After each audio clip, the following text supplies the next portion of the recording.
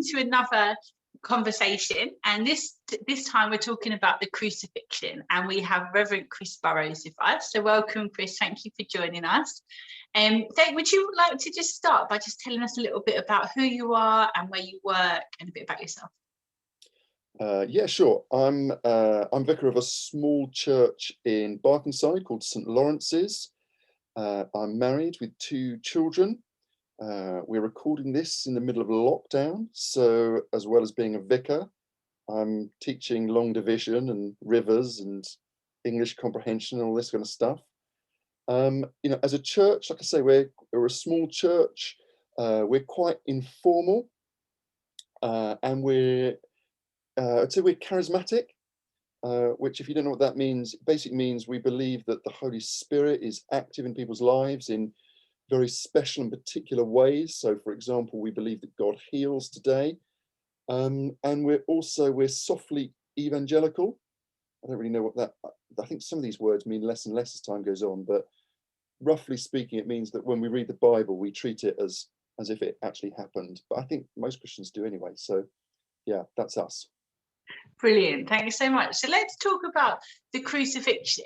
Obviously, Jesus wasn't the only person ever to be crucified. It was something that happened, maybe not often, but it did happen in Roman times. Can you tell us a little bit about crucifixion in general, kind of what it is, what happened? Well, on some occasions it happened more than you think. I mean, when there was a slave uprising, thousands, tens of thousands of slaves were crucified. It was a particularly brutal punishment. So it was actually reserved for slaves and for crimes against the state.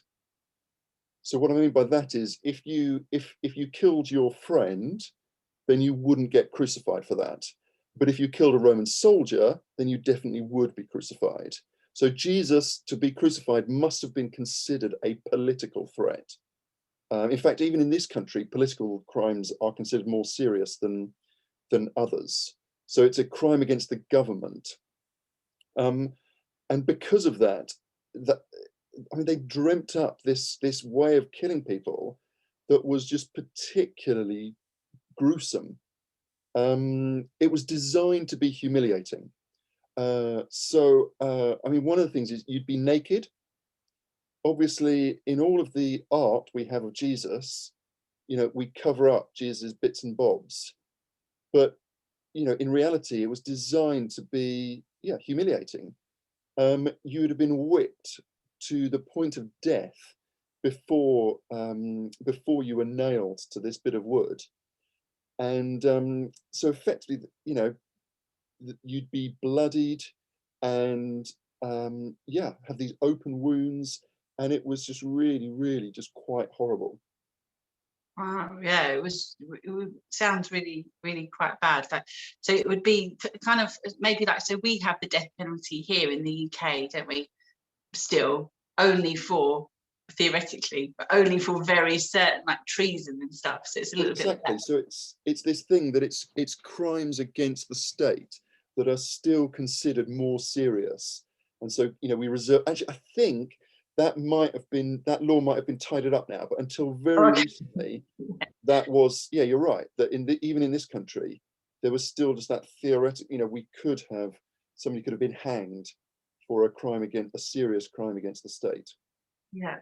So was Jesus's crucifixion, as far as it's told in the Bible, was that as you would have described it? Was that quite typical, or was it just something? Because I think some people, when maybe studying Christianity at GCC, they might have this kind of image that it was just something that Christians believe happened to Jesus. Was it quite typical? As I say, so for example, that whole thing about being whipped to within an inch of your life beforehand, well, the Bible describes that happening to Jesus. The whole thing of Jesus had to carry his cross. Not quite sure whether it was the whole cross or just the sort of the horizontal crossbar bit, but again, that was standard practice. So it was very typical. So in some religious traditions, people do believe in Jesus as a prophet, Jesus as a holy man, but they don't believe that Jesus was crucified. And there are obviously there's other legends of Jesus appearing in India in Hinduism, where he wasn't crucified. In Islam, they believe that the Prophet Isa wasn't crucified. As a Christian, you obviously do believe that Jesus was crucified. Why is it important to you that you believe that Jesus was crucified? Well, I suppose firstly, I think, taking off my Christian hat for a second, as a historian, on the basis of the historical evidence, which I agree is mostly in the New Testament, and some people say, oh, well, the Bible, well, that doesn't count as historical evidence, but it really is. We have 4 different accounts written very closely after Jesus's life, and that is about as good as it gets with ancient history. So we've got good historical evidence that says that Jesus was crucified. So if Jesus existed, then he was crucified, I would say. As a historian, putting my Christian hat back on, I would then say, obviously, that it's hugely significant and in fact is the center of my faith. I'm a Christian because Jesus was crucified, I would say, because firstly, it shows that a human being has conquered death. Now, I appreciate that that is a confusing statement, because it's like, well, hang on, I thought Christians believed that Jesus was God. Well, yes, but he was also a human being. So it demonstrates that God has power over death, and God will win the victory over death. That is, and all of us, whether we like to admit it or not, are afraid of death. Secondly, I believe as a Christian, that his death deals with the consequences of sin. Sin being all that is wrong in the world and all the things that I have done wrong. We believe that sin causes a separation between us and God, and that Jesus' death deals with that. And I guess there's kind of a couple of different ways in which we picture that. Firstly, if you think of it as a little bit like a debt, if you think of sin being like a debt that we owe to God, then it's like Jesus' death on the cross pays that debt. It pays off my debt.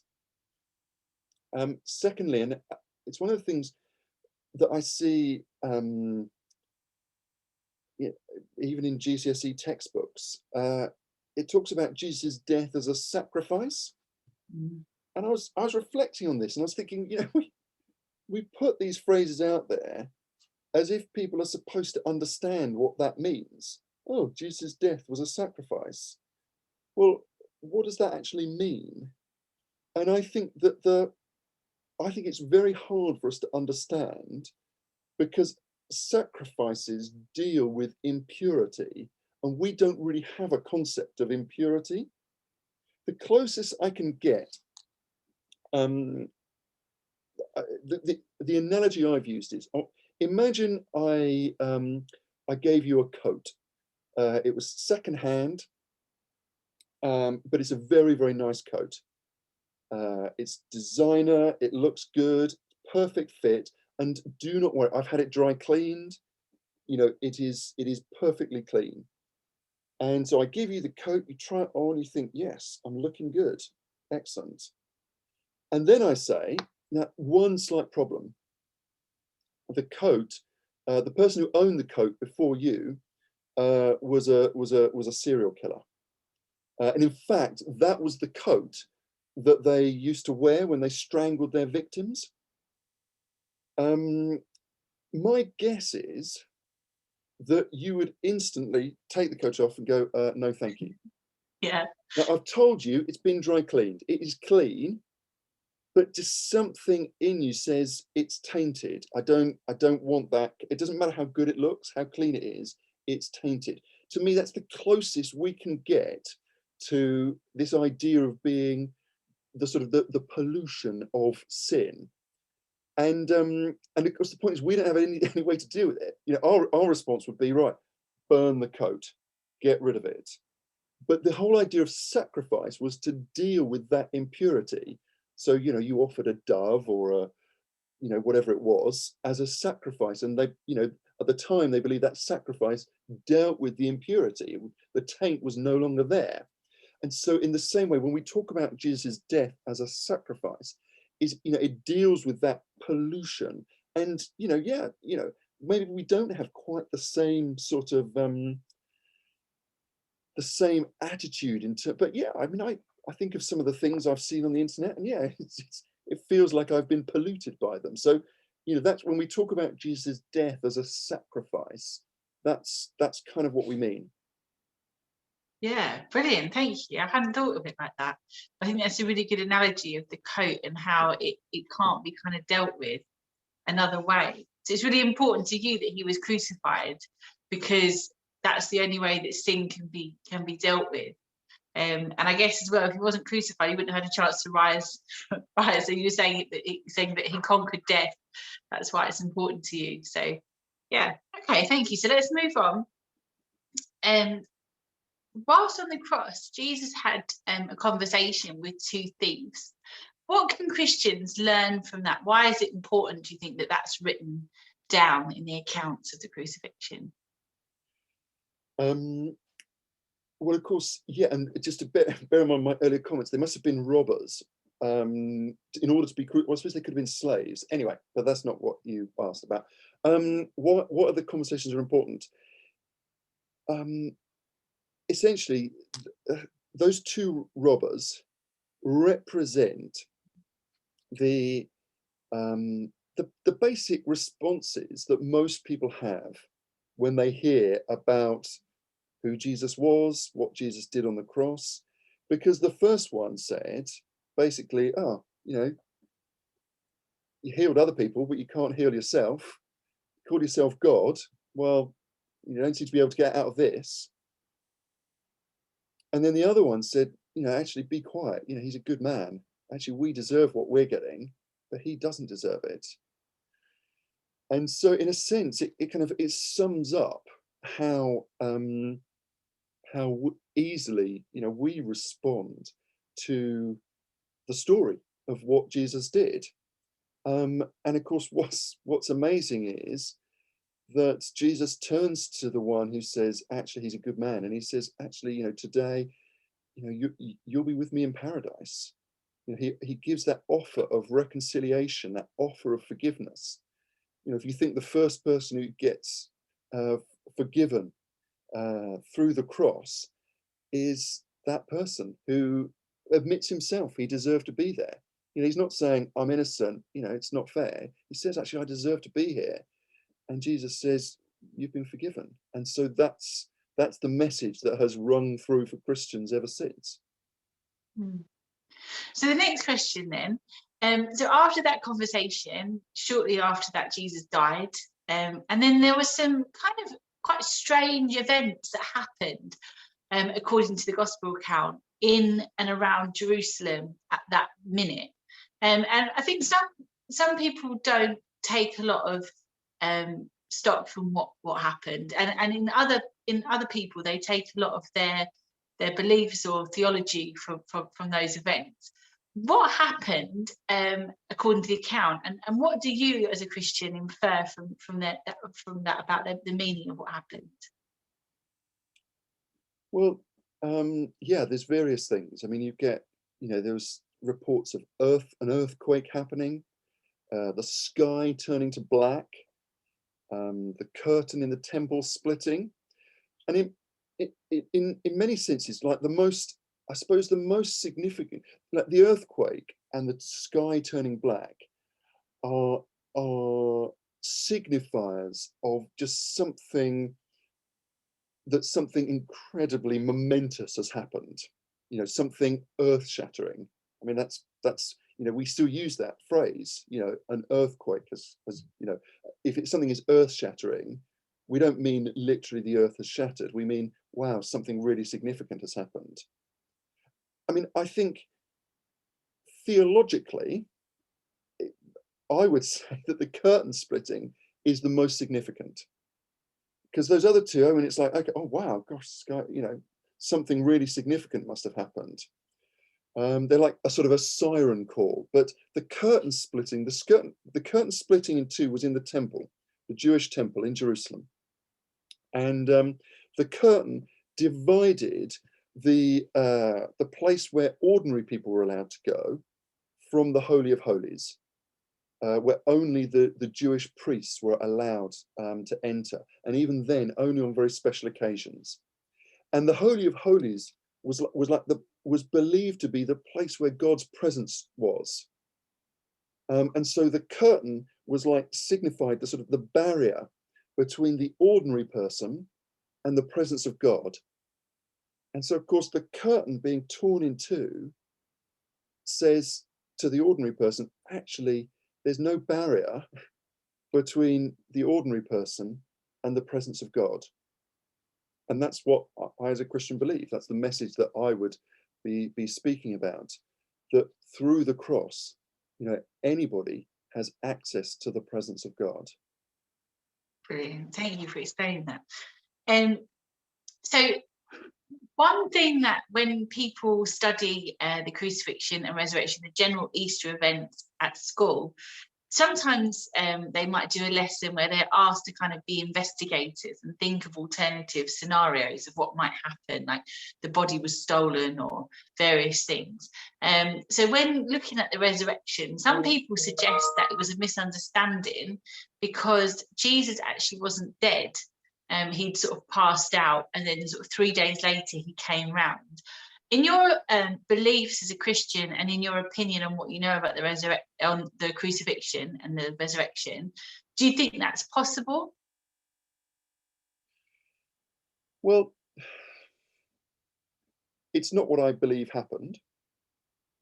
But I suppose you have to kind of go through, if you kind of try and go through it, I suppose almost like, it's like evidence being presented in a trial. You've got to weigh the evidence. Now, personally, do I find it convincing to say, well, Jesus didn't actually die, but merely was unconscious? And no, I don't find that convincing. The Romans were expert killers. They had specialist teams that did this. This wasn't just any old muppet who was like, oh, can you just go and arrange for this person to be crucified? This was their job. Reading about general accounts of crucifixion, the only account we have of people surviving is when it was deliberately interrupted. Secondly, the accounts all specifically say that he died. And in fact, more than that, in one of the accounts, this is John's Gospel, it talks about a soldier putting a spear into Jesus' side, and it says that it brought forth blood and water. Now, a 21st century scientist would say, what's happening there is that's the process of coagulation starting. So that's when the serum and the blood cells actually start to separate, which happens after you've died. It's the process of rigor mortis setting in. Now, would they have known that in the first century? I mean, they might have done, but I mean that's not the point. The point is that, reading back into that account 2,000 years later says, well, actually, yeah, the guy was dead. Now, you're then into the realms of, well, was it robbers who hid the body? Well, no, because it says it was guarded by an attachment of Roman soldiers. And also it says that that the only thing left in the tomb was the things that were valuable. So it doesn't really make sense that it was robbers. Could the disciples have done it themselves? Kind of like, well, we've got to come up with some sort of, like, sort of the ending of the story isn't so good now. We need to kind of sort this out. Well, I mean, each of them, they were also died for proclaiming the fact that Jesus had risen from the dead. And I just don't believe that anyone would do that if they knew it to be a lie. And also, I mean, again, I mean, ultimately, this is a matter of faith. I can't prove to you historically that Jesus rose from the dead, but I can say that of the available options, that it's the best conclusion. Interestingly, I heard of a Christian theologian who wrote a book on this, a real sort of thick tome on the crucifixion, and it presented this kind of evidence, over about 900 pages, sort of going through. And he said, I saw him speaking, and he said he sent it to his old atheist philosophy tutor when at college, and he sort of said, what did you think? This is him speaking to his atheist theology tutor, and the tutor basically said, yeah, I thought it was good. And the guy who wrote the book said, oh, were you persuaded? And the tutor said, no, I wasn't persuaded, but I thought it was good. And then he said, so, what do you think about my argument that, ultimately the best conclusion is to come to is that Jesus must have risen from the dead? And the tutor said, well, I don't know. I can't come up with an alternative, but I choose to believe that there must be an explanation. And I say that really just to say that, it's interesting that saying I choose to believe, well, that's fine. We're back into the realm of faith. That I'm choosing to believe that there must be an alternative explanation is a faith position, just like I have the faith position, which is that he did rise again. Right. Yeah, I see. Okay, thank you. So last question now. We're giving everyone that we talk to a statement and asking them to respond to it, because that's part of the style of the GCSE questions. Your statement is, as I've heard some people say, it doesn't matter that Jesus died, or it wasn't such a big hardship for Jesus that he died, because he knew that he was going to rise again in 3 days. It's just it's not like us being killed. It's just a very temporary thing. Do you agree with that or not, and why? I guess my question is, did he know? Did he know that he was going to come back to life after 3 days? How do we know what's going to happen? Now, I know that the sun is going to come up tomorrow, because I've lived however many thousand days it is, and every single day the sun has come up. So I've got a lot of experience that tells me that tomorrow the sun is going to come up. If I do a bungee jump, I've never done a bungee jump, but if I chose to do a bungee jump tomorrow, and there's a guy who's fixing the sort of elastic bit of, or is it rope or elastic or whatever it is that they tie you to before you jump off a bridge, and the guy tells me, look, it's going to be fine, trust me, I'm an expert. Now again, do I know that it's going to be okay? I believe him. I can put my trust in him and say, actually, yes, I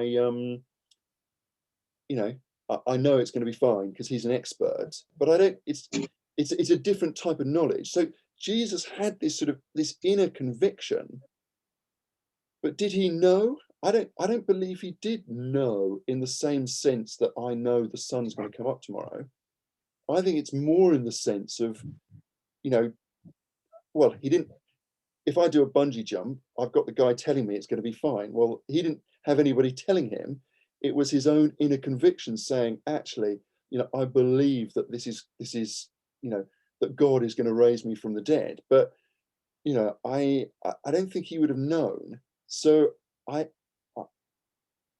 think it was, still a pretty big deal.